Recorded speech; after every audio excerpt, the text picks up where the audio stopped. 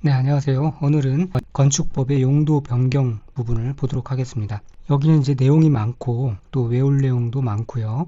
시험에도 자주 나오는 부분이기 때문에 주의 깊게 잘 보셔야 됩니다. 먼저 이 시설군, 9개의 시설군과 30개의 용도군, 그 다음에 그 용도군의 종류들을 같이 묶어서 볼 텐데요. 보통은 시설군과 용도군만 이렇게 따로 보고 그 다음에 그 용도별에 따른 종류를 별도로 분리해서 이렇게 보는데 이제 함께 보는 게 더 유리합니다. 왜냐하면은 조금 이따 이렇게 뭐 상위 시설군에서 하위 시설군으로 갈 때 신고를 해야 되고 하위 시설군에서 상위 시설군으로 갈 때 허가를 받아야 된다라고 이런 게 이제 시험에 단골 문제로 나오는데, 예를 들면 뭐 산업시설군에서 자동차 관련 시설군으로 갈 때 허가를 받아야 된다, 뭐 그렇게 1차원적으로 안 나옵니다. 또는 문제는 어떻게 나오냐면은 예를 들면 공장에서 방송통신시설로 바뀔 때 이렇게 가는 거는 신고를 해야 되는 건데요. 이렇게도 나와도 이게 쉬운 문제예요. 어렵게 나올 때는 이 용도군의 종류를 물어보면서 물류터미널에서 정비학원으로 바뀔 때 그때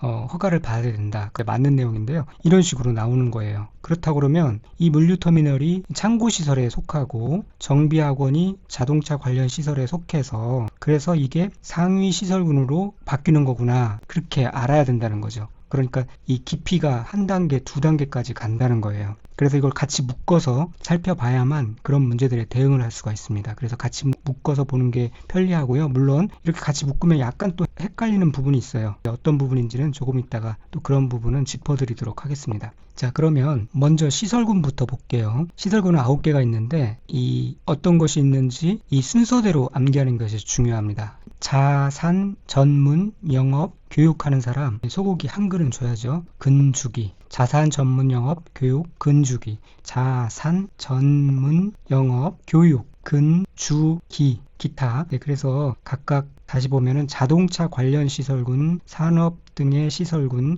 전기통신시설군, 문화 및 집회시설군, 영업시설군, 교육 및 복지시설군, 근린생활시설군, 주거 업무시설군, 기타, 그 밖의 시설군, 이렇게 9개로 일단 나누어집니다. 이거를 순서대로 암기를 하셔야 되고요. 그 다음에 이제 각 시설군에는 어떤 시설들이 있는지 이 30개의 시설들에 대해서도 같이 암기를 하셔야 되는데, 자동차 관련 시설군에는 자동차 관련 시설 하나 있습니다. 그 다음에 산업 등의 시설군에는 산자, 창공운수 조심해야 합니다. 묘지에 장래될 위험이 있죠. 최근에 또 항공기 사고도 나고 했잖아요. 그래서 살아있는 자는 항상 창공운수를 조심해야 됩니다. 잘못하면 묘지에 장래될 위험이 있어요. 산자, 자원 순환 관련 시설, 창공, 창고시설, 공장시설, 운수시설, 묘지 관련 시설, 장례시설, 위험물 저장 처리시설, 이렇게 있습니다. 그 다음에 전방발이고요. 전방에 발이 있죠. 방송통신시설, 발전시설. 그 다음에 이 문화집회시설군에는 이런 게 있는데, 먼저 영업시설군부터 외우는 것이 좋아요. 이게 영업시설군이 중심이 되는 겁니다. 영숙이 운판다, 영숙박시설, 운동시설, 운판다, 판매시설, 이종 근린생활시설인 다중생활시설, 이렇게 있어요. 영숙이 운을 팔아서 돈을 버니까 그 다음에 위에 문종관이 위 아프죠. 문화 및 집회시설, 종교시설, 관광휴게시설, 위락시설, 그렇게 있고요. 그 다음에 이제 넘어가서 교복 입은 노기수야 의료해줘 나오거든요.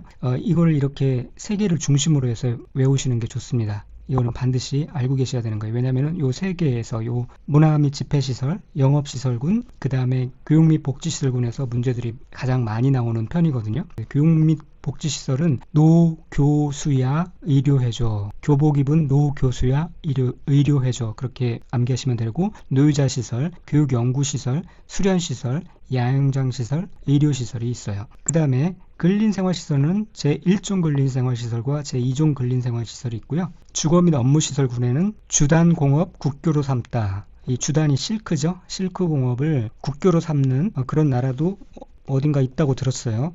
단독주택, 공동주택, 업무시설, 국방 및 군사시설, 교정시설 등이 있고요. 기타 동식물 관련 시설이 있습니다. 자, 이렇게 2단계로 이 세부 용도군에 대해서 세부 시설에 대해서 알고 계셔야 되고, 이제 세 단계로 마지막으로는 이 각각의 시설의 종류가 어떤 것이 있는지 그것까지 필요한 것들은 암기하고 있어요. 이걸 전부 다 암기할 수는 절대 없죠. 필요한 것들은, 요점이 되는 부분들은, 시험에 자주 나오는 부분들은 같이 좀 알고 계셔야 되는데 첫 술에 배부를 수 없습니다. 여러 번 반복하시면서 그것들을 서서히 몸에 스며들도록 해야 되니까요. 지금은 좀 벅차더라도 어렵더라도 한번 이렇게 반복하시고 그 다음에 계속 두 번, 세 번 반복하시면서 또 문제와 접목하면서 몸에 장착을 하시길 바랍니다. 자동차 관련 시설에는 자동차와 관련된 시설이죠. 주차장, 세차장, 폐차장, 검사장, 매매장, 정비공장, 운전학원, 정비학원. 자동차 관련 시설에 중요한 건 운전학원, 정비학원도 자동차 관련 시설이다. 운수시설은, 이 밑에 있는 운수시설은 여기에 해당되지 않죠.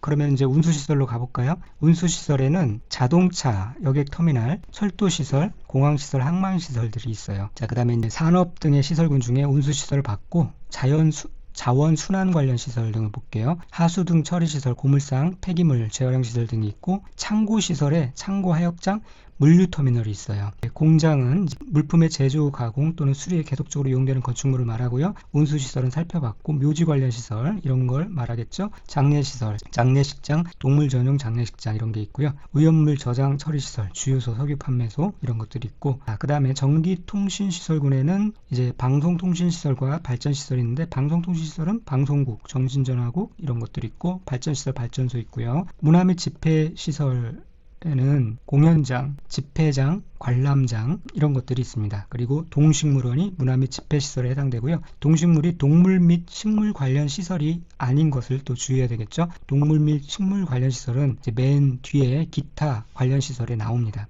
그 다음에 종교시설로 종교 집회장이 있고요. 관광 휴게시설, 야외음악당, 야외극장 이런 것들이 있고, 위락시설에 단란주점, 유흥주점, 무도장, 무도학원, 학원이라고 붙으니까 교육 및 복지시설 같은데 아닙니다. 위락시설에 해당되고, 그 다음에 이제 영업시설군에는 영숙이, 운, 판, 다라고 했죠. 숙박시설에 일반 숙박시설, 관광 숙박시설, 다중생활시설, 이종 근린생활시설에서 해당되지 않는 다중생활시설을 말해요. 자, 이종 근린생활시설에 여기서 보시면은 이제 너무 내용이 많아서 여기 넣진 않았지만, 여기 보면은 다중생활시설이 500제곱미터 미만은 이종 근린생활시설에 해당돼요. 그런데 500제곱미터 이상은 숙박시설이 됩니다. 그래서 여기에 이 이종 근린생활시설에 해당되지 않은 다중생활시설이 이제 숙박시설에 해당된다는 거고요.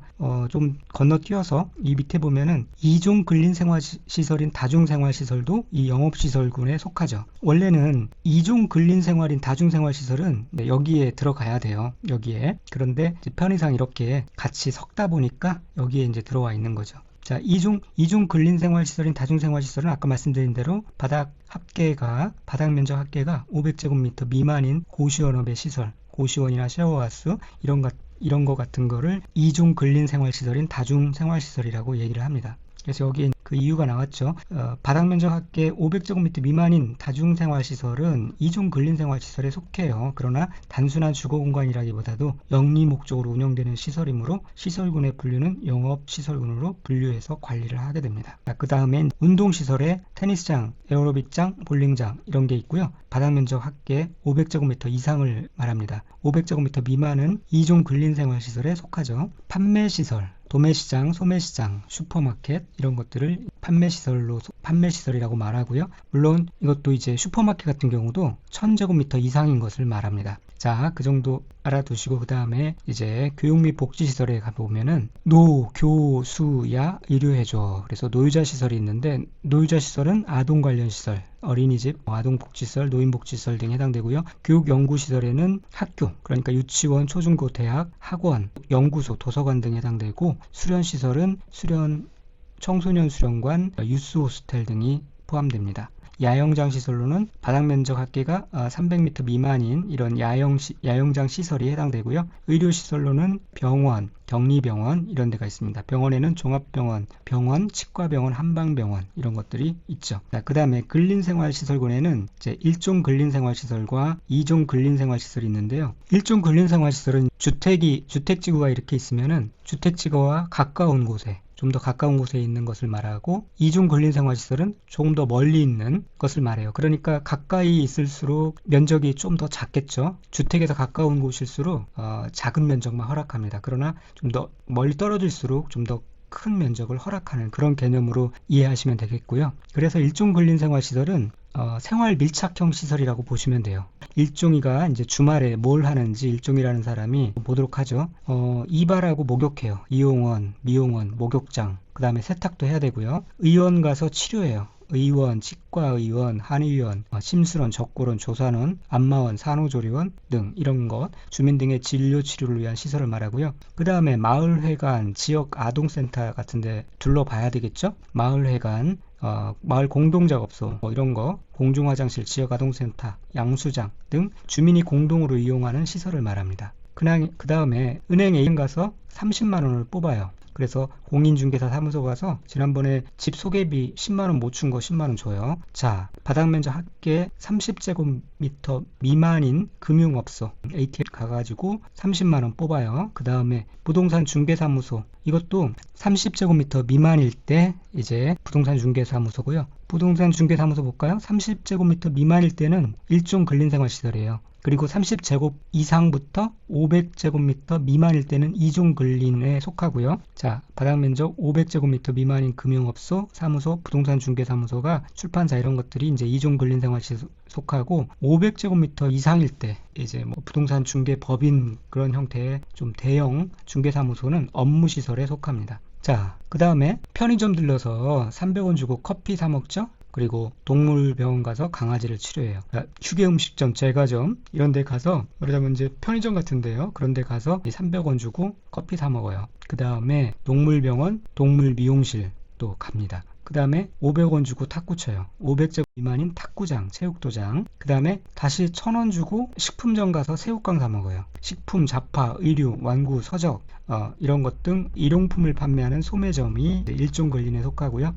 그 다음에 또 1000원 주고 지역센터, 지역자치센터 가가지고 아이 출생신고하고요. 전기자동차를 충전합니다. 지역자치센터, 그 다음에 파출소, 지구대, 소방서, 우체국, 방송국, 보건소, 공공도서관, 전기자동차 충전소 이런 것들이 일종 근린생활시설에 속합니다. 요즘엔 전기자동차 충전소들이 많이 생기고 있죠. 이런 것도 일종 근린생활시설에 속한다. 그렇게 생각하시면 됩니다. 그래서 이 부분도 이렇게 이제 스토리를 만들어서 한번 쭉 몇 번 읽어보시면은 대략 감이 올 겁니다. 아주 주택 가까이 있는 주택 밀착형 시설들이 이제 해당됩니다. 그 다음에 2종 근린생활시설은 그보다 약간 좀 규모가 큰 것들이에요. 주택에서 약간 좀 더 떨어진 곳에 있는 그러한 시설들을 말합니다. 자, 어떤 것들이 있냐면은 총포 판매소, 사진관, 독서실, 기원, 안마시술소, 노래연습장, 일반 음식점, 장의사, 제1종이 아닌 동물병원, 동물미용실 이런 것들이 해당됩니다. 바닥면적 합계 500제곱미터 미만인 공연장 이런 것들, 그 다음에 바닥면적 합계 500제곱미터 미만인 종교집회장, 이것도 2종 근린생활시설에 속합니다. 바닥면적 합계 1000제곱미터 미만인 자동차 영업소, 제1종 근린생활시설에 속하지 않는 서점, 그 다음에 바닥면적 합계 300제곱미터 이상인 휴게음식점, 제과점, 300제곱미터 이상인 학원, 바닥면적 합계 500제곱미터 미만인 테니스장, 바합 500제곱미터 미만인 금융업소, 사무소, 부동산 중개사무소, 500제곱미터 미만인 제조업소, 수리점 등 물품의 제조, 가공, 수리시설, 바합 150제곱미터 미만인 단란주점 이런 것들이 2종 근린생활시설에 속한데요. 이게 원래 좀 이제 중요한 것만 이렇게 실은 겁니다. 원래 1종 근린생활시설만 해도 한 페이지 정도 되고요. 2종 근린생활시설도 다 원래 건축물의 용도 구분과 각 용도에 속하는 건축물의 종류 해갖고 별표 1로 0이 그렇게 조문이 나와 있는데, 거기에 의하면은 이 제2종 근린생활시설만 해도 한 페이지 반 정도가 돼요. 그걸 다 실을 수도 없고 실은다 한들 다 암기하는 것도 불가능하기 때문에 제가 축약해서 넣은 거고요. 중요한 거는 이제 경우에 따라서 어떤 것이 일종이고 똑같은, 예를 들어서 용품 판매점인 이 소매점이 어떤 거는 제1종 근린생활시설이고 어떤 거는 판매시설이고, 동물병원, 동물미용실이 면적에 따라서 1종 근린일 수도 있고 2종 근린일 수도 있고 이렇게 다 달라져요.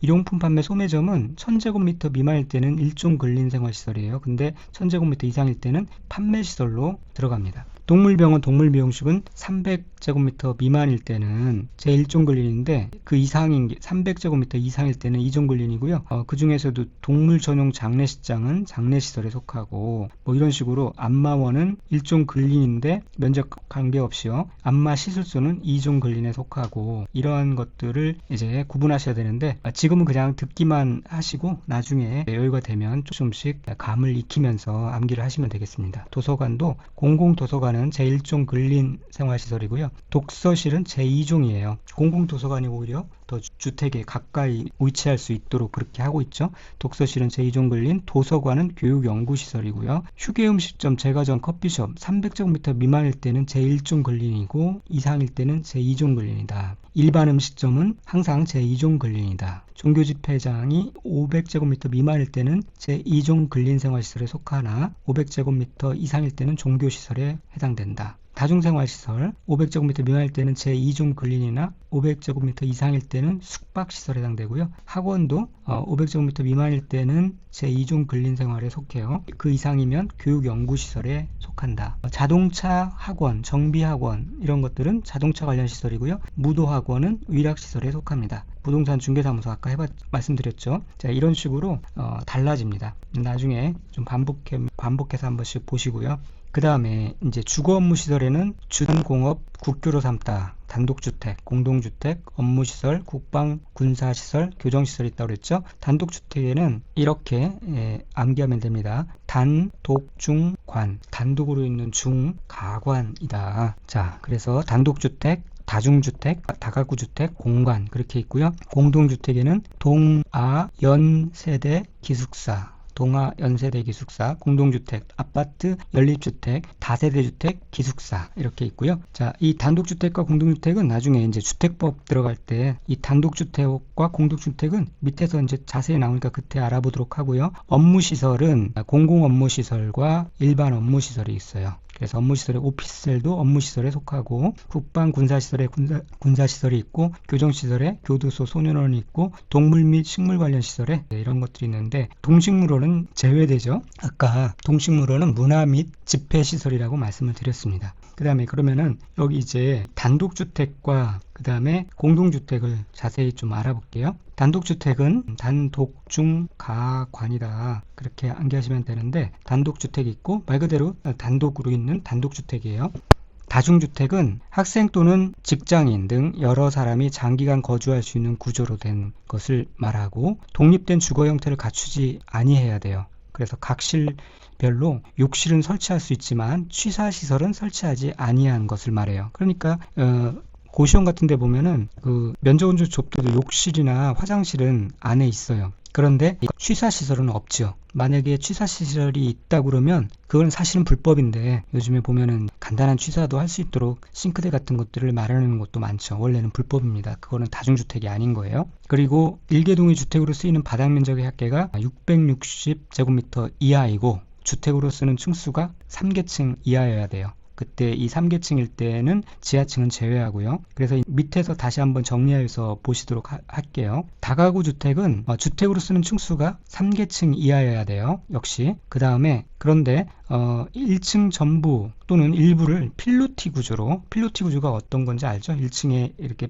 기둥만 세워놓고 거기에 주차할 수 있도록 다가구 주택, 연립주택에 보면은 그런 형태의 집들이 많이 있잖아요. 이걸 이제 필로티 구조라고 하는데 주차장으로 사용하고 나머지 부분을 주택 외 용도로 쓰는 경우 해당 층을 주택의 층수에서 제외합니다. 그때 일개동의 주택으로 쓰이는 바닥 면적의 합계가 660제곱미터 이하여야 되고요. 또 다가구 주택은 19세대 이하가 거주할 수 있어야 됩니다. 그래서 다가구 주택은 19세대까지만 법적으로 할 수 있다. 동별로 19세대 이하만 할 수 있다 라고 알아두시고 그 다음에 공간이 있는데 공간에 대한 설명은 뭔지 아시죠? 공적인 목적으로 공무수행을 지원하기 위해서 제공된 거주용 주택을 말해요. 그래서 뭐 서울시장 공간, 국방부 장관 공간 그렇게 얘기하죠. 대통령도 공간에서 살고 있는 것이고요. 자, 그런데 여기서 하나 옆에 보면은 층과 계층의 의미, 자, 이것도 시험에 나옵니다. 예, 보시면은 여기에 층수가 3계층 이하일 것, 3계층 이렇게 나오잖아요. 이 계층이라는 것은 주택으로 사용되는 층수를 셀 때 그때 계층이라는 표현을 써요.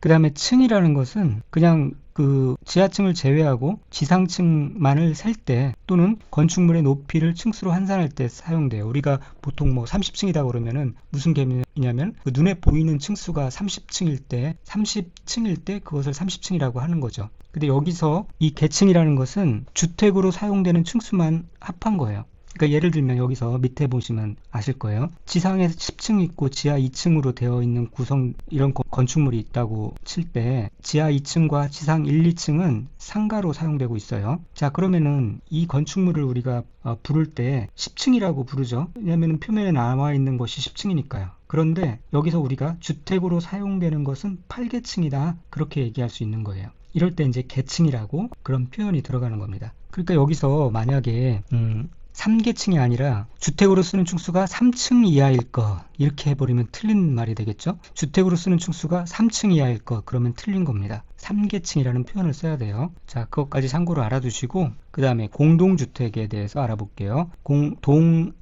동아연세대 기숙사. 공동주택에는 아파트가 있고요. 연립주택이 있고 다세대주택이 있고 기숙사가 있어요. 아파트는 주택으로 쓰는 층수가 5계층 이상인 주택을 말하고 연립주택은 주택으로 쓰는 1개동의 바닥면적 합계가 660m를 초과하고 층수가 4계층 이하인 주택을 말합니다. 다세대 주택은 주택으로 쓰는 바닥면적 합계가 660제곱미터 이하이고 층수가 4계층 이하인 주택을 말해요. 기숙사는 1개동의 공동 취사시설 이용 세대수가 전체 50% 이상인 것을 말하고요. 지금은 우리가 건축법을 얘기하고 있죠. 그래서 공간이며 기숙사도 건축법에 이 분류에 들어가는데요. 이제 다음 파트에서 살펴볼 주택법에서는 이 단독주택의 그 개념에 공간이 빠지고요. 공동주택의 개념에 기숙사가 빠집니다. 그거는 그때 가서 또 알아보도록 하고, 자, 지금 말씀드렸는데 굉장히 헷갈리죠. 그래서 이 표를 가지고 암기를 하시면 되겠어요. 단독중 가관이 있는데요. 자, 어떻게 서로 다른지. 이 다중주택과 다가구주택은 다 똑같은데 3계층 이하인 것 같고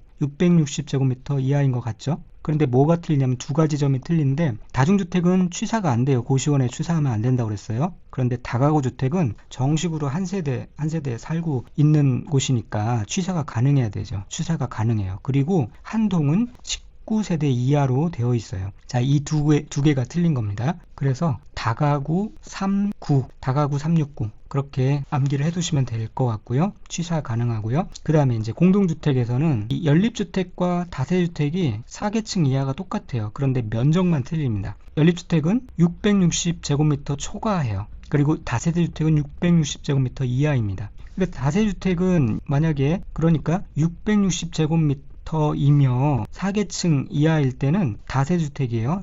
연립주택이 아닙니다. 자, 옆에 나와 있죠. 4계층이며 660제곱미터이다 라고 하면은 다세대 주택이 되는 거예요. 5계층이며 660이다. 5계층일 때는 아파트가 되는 거예요. 그 다음에 여기는 틀렸죠. 여기 오타가 났네요. 670이라고 바꿔볼게요. 4계층이면서 670제곱미터다 라고 하면 660을 초과하니까 연립주택이 되는 겁니다. 자, 그래서 이 표를 통해서 확실히 알고 계셔야 되고요. 자, 이 부분은 공법에서만 나오는 게 아니라 1차 과목인 부동산학 개론에서도 종종 나오는 문제예요. 그러니까 잘 알고 계시면 공법에서도 맞추고 부동산학 개론에서도 시험 문제를 맞힐 수 있는 부분이니까 잘 알아두시고, 그 다음에 내용에 넘어가서 용도 변경에 대해서 알아보도록 하겠습니다. 이제 내가 사무실로 사용하다가 다중생활시설로 바꿀 수 있잖아요.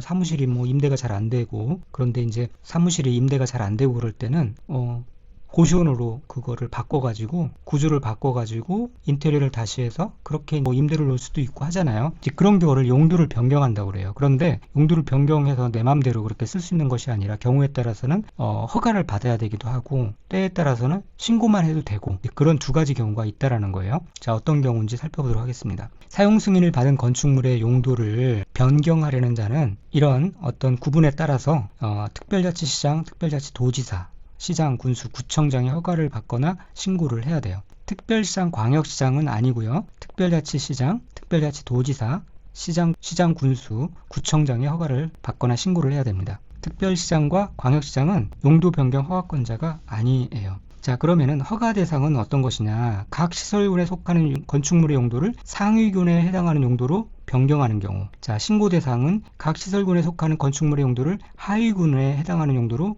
변경하는 경우. 자, 이게 시험 문제에 자주 나왔는데 이 문장이 이렇게 나오는 게 아니라 아까 말씀드렸듯이, 자, 다시 가볼까요? 이겁니다. 하위시설군, 즉 일반, 예를 들면 일반 숙박시설에서 종교시설, 종교집회장으로 바꿀 때 이거는 이제 위쪽으로 가는 거잖아요. 이런 경우입니다. 하위시설에서 상위시설로 바뀌는 거예요. 이럴 때는 이 상위로 올라갈수록 좀 더 엄격하게 적용이 되는 거예요. 좀 뭔가 위험하고 사람이 많이 모이고 뭐 그렇다는 거죠. 그러니까 허가를 받아야 된다라는 거예요. 자, 최상위에 있는 게 뭐 자동차 관련 시설, 이런 거, 주차장, 이런 거, 폐차장, 검사장, 뭐 매연 나오고 주택 가까이 있으면 좀 문제가 될 법한 그러한 시설들이잖아요. 그 다음에 있는 것도 뭐 공장이며 뭐 묘지며 장례 이런 것들. 네, 그래서 밑에서 위로 올라갈 때는 허가를 받아야 된다는 얘기고, 대신 내가 문화 및 집회 시설인 이 공연장으로 쓰다가 그거를 탁구장으로 이렇게 밑으로 내려올 때는 약간 좀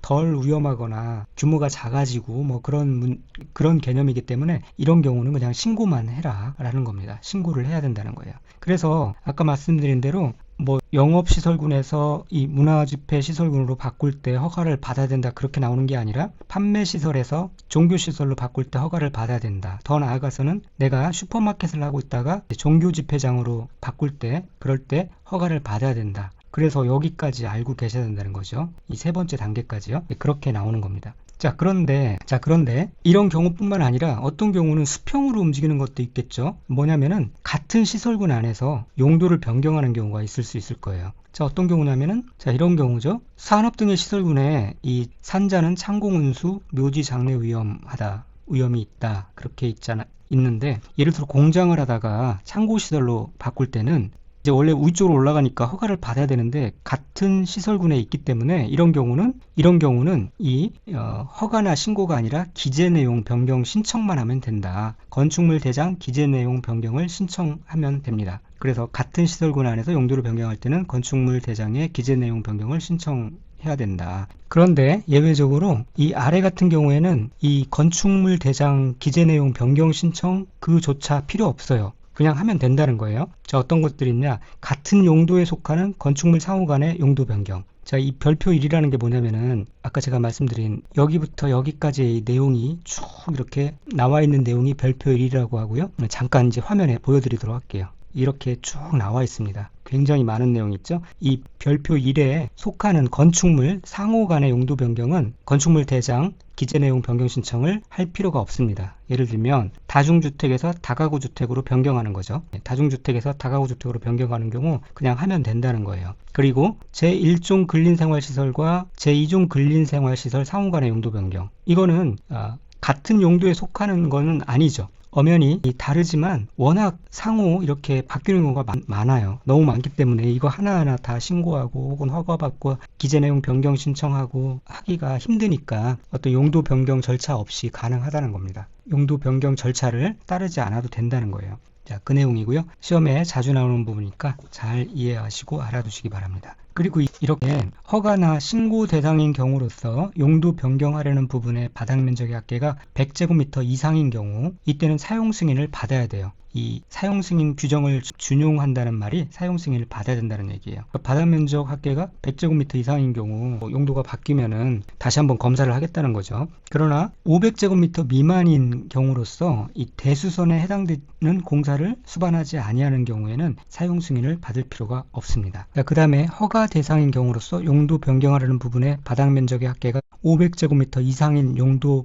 변경의 설계에 관해서는 건축물 설계 규정을 준용한다. 즉 건축사에 의한 설계를 해야 한다는 내용입니다. 자, 이게 시험에 자주 나오지는 않지만 가끔 나오는 부분인데 많이 헷갈리죠. 이렇게 단순화해서 암기를 하시면 되겠습니다. 허가 신고 대상인 경우에 바닥면적 합계 100제곱미터 이상일 경우에는 사용 승인을 받아야 되고요. 바닥면적 합계가 500제곱미터 이하인데 대수선이 필요하지 않은 경우, 대수선이 없는 경우에는 사용 승인을 받지 않습니다. 또 허가 대상인 경우 중에 바닥면적 합계가 500제곱미터 이상인 용도 변경은 건축사의 설계를 받아야 됩니다. 건축사를 통해서 설계를 해야 됩니다. 자, 다시 좀 예를 들어서 설명을 하면은 뭐 이런 겁니다. 이거는 200제곱미터의 상가를 학원으로 변경하려고 한다고 해봐요. 이 경우에는 100제곱미터 이상이고 그 다음에 용도 변경이 허가 대상 인 경우에요. 그래서 사용 승인이 필요하고, 그런데 만약에 300제곱미터인 창고를 사무실로 이제 변경을 하려는 경우에요.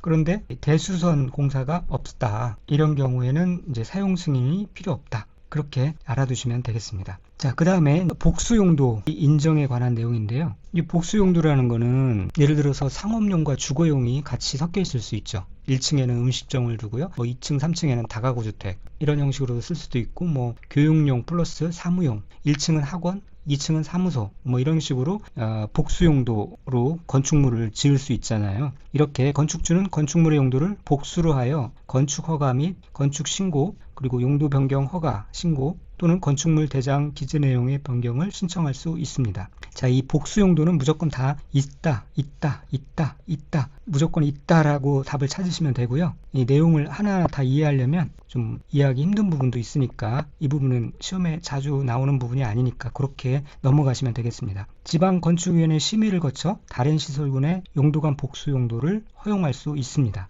그래서 교육연구시설과 판매시설을 같이 둘 수도 있다는 거예요. 자, 오늘은 여기까지 알아보도록 하겠습니다. 다음 시간에는 지금까지 살펴본 것에 대한 기출문제를 보고 그 다음 내용으로 넘어가도록 하겠습니다. 감사합니다.